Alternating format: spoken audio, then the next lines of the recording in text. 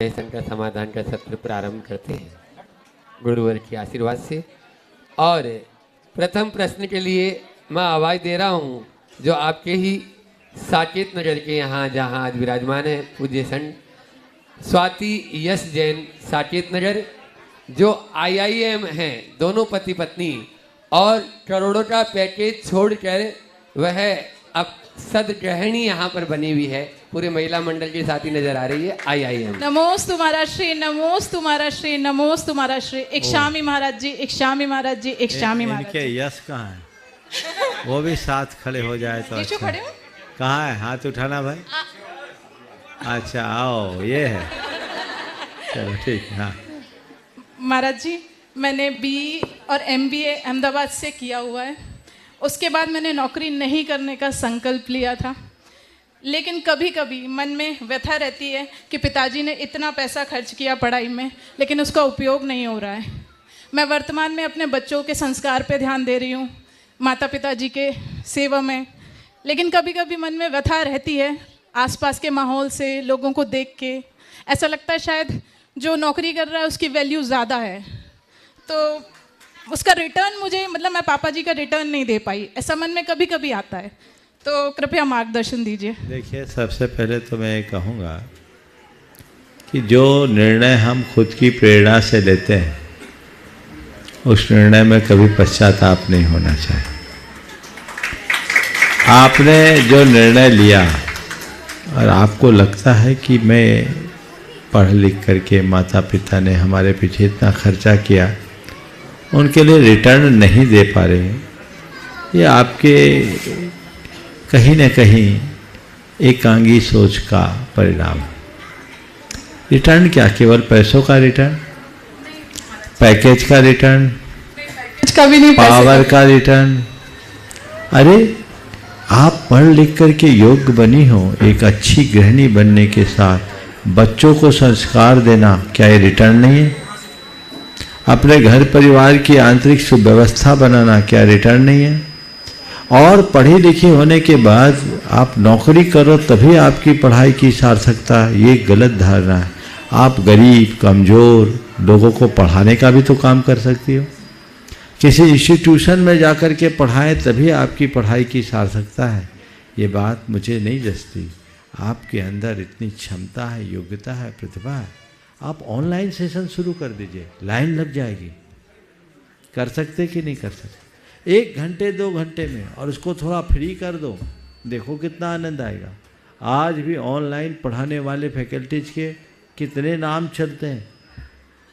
विद्वान स सर्वत्र पूज्यते।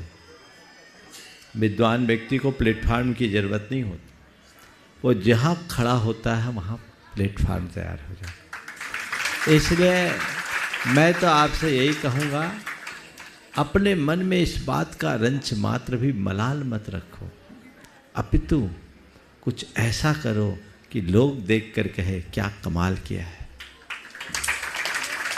कुछ हटकर जो लोगों के लिए अपवाद जैसा दिखे पर आदर्श बन जाए,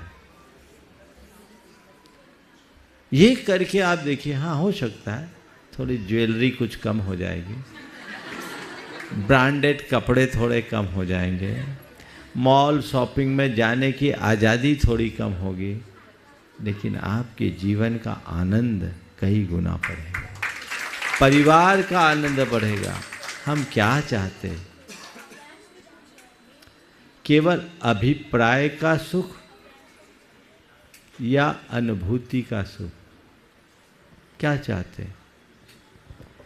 मैं जाऊं, नौकरी पेशा करूं, सुबह से शाम तक व्यस्त रहूं, न परिवार को समय दे सकूं, न बच्चे को समय दे सकूं, खुद भी स्ट्रेस में रहूं, परिवार भी स्ट्रेस में रहे, लेकिन हर महीने मोटी तनख्वाह पाकर खुश होऊं और बाज़ार से जाकर कुछ ज्वेलरी खरीदूं, बैंक बैलेंस बढ़ाऊं और अपने आप को खुश मानूं। एक ये है, या ये अपनी स्थिति में संतुष्ट और प्रसन्न रह करके आनंद से जीऊं? कौन सा अच्छा है? थोड़ा सा माइक पे बोलिए। स्थिति में प्रसन्न रह के तो फिर आप क्या कर रहे हैं? मैं तो आपको उदाहरण देता हूँ। अभिप्राय और अनुभूति के सुख में बड़ा अंतर है। अभिप्राय का सुख ठीक वैसा ही है जैसे एक आदमी ब्रांडेड जूता पहनकर चल रहा है पर वो जूता उसे काट रहा है। लोग उसके ब्रांडेड जूते की तारीफ तो कर रहे हैं और वो भी अपने जूते को देखकर अकड़ रहा है, लेकिन अंदर ही अंदर जो जूता काट रहा है ना, उसका दर्द भी उसे झेलना पड़ रहा है। और एक दूसरा व्यक्ति है जो नंगे पांव चल रहा है। अब बताओ, एक के पैरों में ब्रांडेड जूता है वो काट रहा है और एक आदमी नंगे पांव चल रहा है, कौन अच्छा है? नंगे पाँव चल। हाँ, नंगे पाँव चल। तो मैं आपसे कहता हूँ इन जूतों वालों की तरफ क्यों देखते हो?